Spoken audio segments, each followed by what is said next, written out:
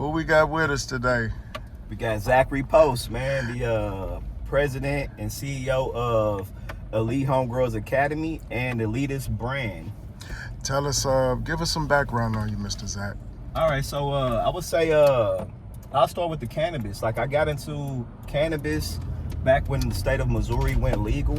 Well, but really before then, I started in Las Vegas, Nevada. Then right before I moved back home to St. Louis, Missouri. And so when I got back here, I knew the grow game some, but I didn't know the laws were going to change. But the laws had changed where they made it legal to actually start, cultivating cannabis. So I said, okay, well, I got a little grow education, and so I'm going to create a school to teach people how to grow, and that's kind of what kicked everything out for me, man. That was back in 2000. The ideal was 2018, but I didn't start executing until 2019. That's when I had my first class. Let's take it back further of your beginnings. What My origins. What kind of household did you come from? Okay, yeah, man. We're taking it back to seeds, so to speak. Got you. Yes, sir. I'm with that. Man, born, back in Normandy, the Normandy area, Bell Ridge to be exact. 12 brothers and sisters, man. I'm a family, a family of 13 total, 12 siblings, and a single parent household. And that's kind of was like where it started. If a God-fearing mother was super religious, man. Anybody that knows me and my family knows my mom was super religious. So we was that family that really couldn't do much, you know what I'm saying? Like, we was always at church Wednesdays, Tuesdays, Saturdays, Sundays, but I thank God for that, man, because it helped make me the man that I am today, bro. What schools did you go to growing up? Growing up, Bell Ridge Elementary, then Normandy Middle School. Before I went to Normandy High School, my mother had moved to the Hazelwood area, and so I started going to Hazelwood School District, which was Hazelwood West, and that's where I graduated from, was Hazelwood West, year 2000. How was it growing up with such a big family, man? Man, I would say, you don't know you're poor until, like, you get about, I didn't know I was poor until I got about, 12. And you start realizing, like, you can't get stuff, and your mom keep telling you, you ain't got the money for it. But up until, as a kid, man, it was just having a huge family was always something to do. I had a ton of nieces, nephews, cousins, so we were always just doing something outside, man, playing, riding bikes, running around, that kind of stuff, man. And, having all my brothers and sisters there with me, man. So I would say we were an active family. Of course, we didn't have many resources at that time, but, man, it instilled character and creativity. I have to make toys, make my own toys. So it all worked out, I would say, in hindsight. Where did life take you after graduation? And man, it was a few different routes, man, because at that time people were, when you reach a certain age as a man, people just assume that you got it all figured out, and then they just throw you out to the wolves, bro. And I think that's kind of what happened. My mom was so used to just like, hey, you hit 18, you a man, boom, you out. You know what I'm saying? Go get a job, go to school, but you got to do something. And I would say after high school, man, I was kind of following what I was told to be successful. And so my brother was really big into heating and cooling, and so I tried to follow, his footsteps, and I got into Rankin Technical College with the trade of heating and cooling.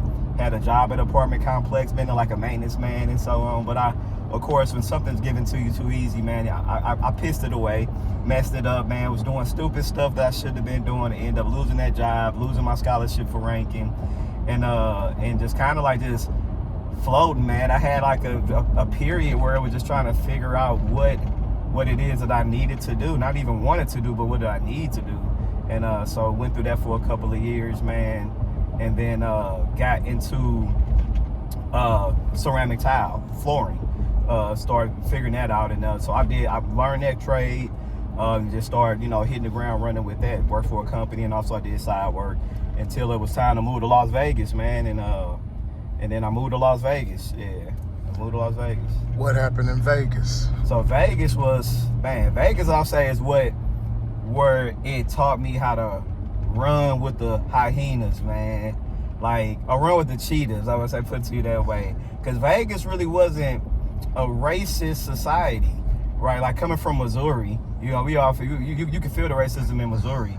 But Vegas was different. It was more capitalistic, right? So they didn't care what color you were, what race you were. They want to know what that pocketbook looked like, right? And so if you were in the right circles with the right people that thought you had money and would invite you to these places, you will meet people that actually had money, and you could convince them to work with you. I would say that was the opportunity that I had in Vegas, man. And it was just like one of those surreal occasions where I went there. I actually was into pharmacy technician, did that, got into finances. I became a mortgage broker there. But then I would say, but then I hit my passion of growing cannabis. That was my first introduction to actually growing cannabis, and I wasn't even smoking it at that point. I was just moonlight, man, just trying to get some extra money in, right, as a trimmer. and that was that triggered a true passion for the plant, a love for it, and a desire to learn more about the actual game. But Vegas was a really cool experience, man. I got married in Vegas to my wife, which is from St. Louis too. But I did a lot of growing in Las Vegas, man. I would say it really helped build me. Just the way things happen there, man. It's a fast city, man, and you can get duped, you can get tricked. But if you're on your square, you can be really successful. And I would say that's what it did for me. It really helped me learn the game. What caused you to leave Vegas? My mother was here in St. Louis, and she had, her health started to decline a little bit. Mainly her mental health, her memory. Alzheimer's runs in our family. And so we knew it was eventually going to happen, and it started showing more and more signs, just from the phone conversations, or every time I would come back home to visit, you could see her just slipping a little bit more, so I knew I was going to have to make a decision like, okay, I want to remember my mom in the best light as possible and not just get that phone call in Vegas and have to travel back home to bury her or to see her in real bad shape. So I said, no, let me get back home and try to spend as many quality years as I can with my mom when she still had as much memory left as she did at that point, so so that made me pack it on up and come back to the crib.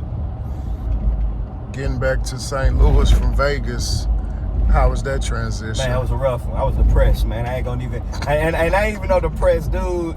At the time, I wasn't even calling it depression. It was just like, man, this is different. This is so different. I just kept calling it different.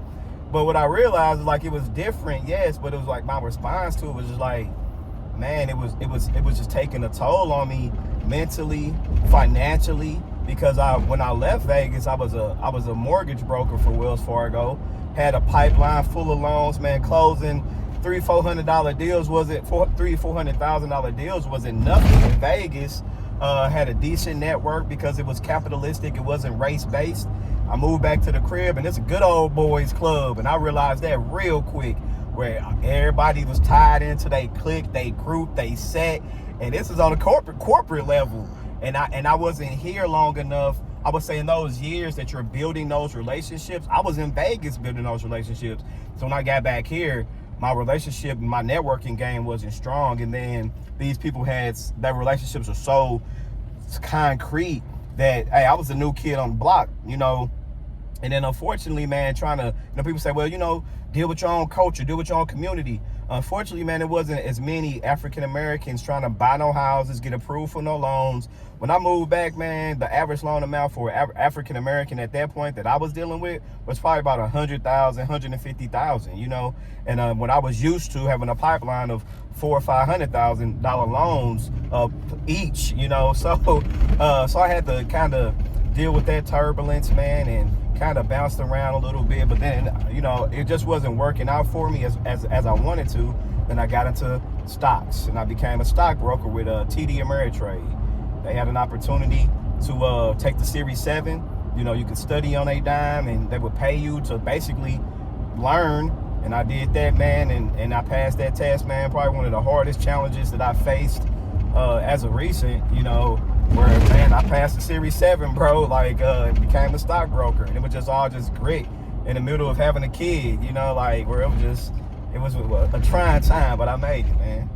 So how does your transition into the cannabis industry go in St. Louis? Yeah, so I had, gained the experience of cultivating cannabis in Las Vegas, but when I moved back here, of course, it was still illegal. And but I ain't gonna lie, I had to grow going. Like, it's just, once you're a grower, man, it's hard to stop. So I was being real low key, and it wasn't nothing big and crazy, man, but it was just enough for me to keep my craft going, keep my skill set, And then it became legal. They put it on a vote. It passed, and it was like, hey. And Missouri was cool because it was one of the first states to actually allow patients to grow cannabis along with purchasing at a medicinal dispensary. So at that point, I knew that it was going to take a little time for the dispensaries to be opened up with product in it, but patients could grow their own medicine. So I took that as an opportunity to say, hey, well, I know how to grow. A lot of people are going to want to know how to grow. They may not know how to grow. So how can I help? And I created a nonprofit organization, which was Elite Home Growers Academy, where our whole goal and mission was to teach patients how to cultivate their own cannabis properly and get, good quality medicine for themselves. And so me and my nephew, which I taught how to grow cannabis, we started that. Shout out Brandon Meeks, that's my nephew. How was that experience, man? Man, that was a whirlwind, man. It was great. I mean, even to this day, I still kind of, drift off on the memory of, like, the trailblazer spirit, and like how it was just pure drive that made us do it, because it wasn't a blueprint. It wasn't a format that I could research and study how to do this. I just had to get out there and, like, kind of let the game teach me, but be quick react to it, and figure out the best way to get things to work properly, to make enough revenue to keep the nonprofit open, because we had a building, we had real bills that we had to pay. So we figured it out, man. And but I would say that the network of people that I met and that I benefited from, and that also benefited from me, because it was crazy. Like, cannabis is a plant that a lot of different walks of life deal with. And so with me being able to teach people how to grow, and I was meeting doctors, lawyers, judges, pastors, like it was a lot of people that I were meeting, and they had their own, skill set into something where, sometimes we will barter grower information for some information that they may have. It could be in real estate, flipping properties or whatever. But man, I met so many people, and it's been a great ride. I would say Elite Home Growers Academy, it was a great experience creating that company, and then working that company, and then letting it kind of expand to what we're doing now, kind of be the springboard to what we're doing now. So it didn't end, you just kind of transitioned over into something else. Right, yeah, of course. And everything has a beginning and an end. And I would say mentally it's still alive, but physically on paper, it's not registered as a business anymore, right? But people still, know me from that avenue. But we created a for-profit company. I would say kind of like that. Elite Home Growers Academy was the springboard, or the platform that we launched off of, and to go into building our own commercial cannabis brand, where we breed cannabis strains. We create flavors for the industry. And I think this industry is only going to be as cool as the new flavors that are birthed out of it, because I would say a lot of people say the best weed is new weed, right? I would say in this market that we're in now, everybody have their tried and true, but it's always a demand for something new, a new flavor, a new taste, a new experience. And so being able to be on that side of it and create these flavors for the industry, man, that's a cool thing to do. And so I said that's where, that was a springboard from Elite Home Growers Academy that created the elitist urban agriculture brand. So what's in the future? What's the future works for you and your brand? I would say, man, the future, man, we have a lot of things in place, man. We're collaborating with different, I would say high profile local celebrities on different strains, and we're inching our way into the commercial space by having an opportunity to grow commercially for our products to get to more to the masses. We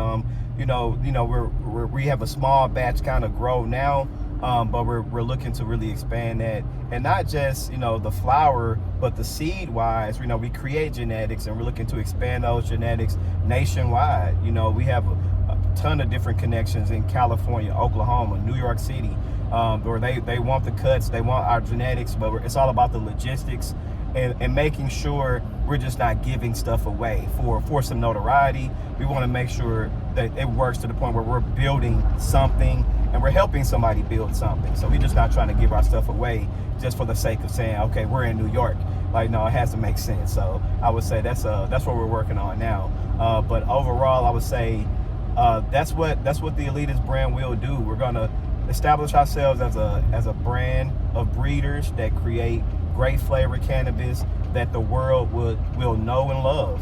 You know, I would say that's the end goal, and ultimately that's what will happen, because you know that's what we put our work into. That's what we're actually creating at this moment. So, what kind of advice could you give a minority cannabis cultivator, entrepreneur that's looking to get into the business, but they've heard how racially oppressive it can be, and what kind of advice could you give them to not be discouraged in at least trying your hand at this situation? I would say the biggest key to success and in anything is persistence. I really feel that, you know, because every day is not going to be, you're not going to win every day, and you're probably going to have more losses than wins anyway. But all you need is that one big win, and if you give up before you reach it, then you lost. So I would say, regardless of how the industry can be finicky, it can be racist, it can be one of those, like, you know, if you don't know the right person, you won't really get far. It has a lot of that in it, just like any other industry. But I would say, if you focus on being great, creating something great, don't worry about the money, don't worry about the fame, don't worry about none of that stuff. If you just say, I'm going to put all my energy into creating something that's great and it's going to last, guess what? Money finds greatness, fame finds greatness. So you will get everything you want if you just keep the focus on creating something great that's going to be long lasting and stable. And that can be a brand, that could be a strain, that could be a product. And there's so many different lanes in the cannabis space. It's not just growing, man. It's so many different lanes. You just find your lane, you stay in your lane, and just don't chase. You know, don't chase, and let things happen naturally, and you will be fine. But you gotta get up every day, and you gotta do something toward that goal. Like, it's not gonna just happen. You gotta really put effort into it, because nobody's gonna believe in you if you don't believe in you, and that's first and foremost.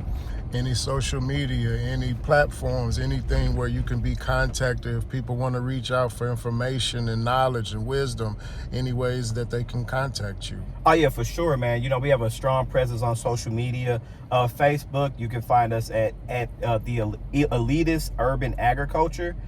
Same thing with Instagram at Elitist_brand. And personally, me, you can find me on Facebook or Instagram under Zachary Post. Hey man, we appreciate you sharing with us. We appreciate you taking time out with us. And if there's anything you want to leave us with on the closeout, coming from St. Louis and going to places that you've been and now back in St. Louis, if there's anything you want to leave us with on the closeout, man, please feel free.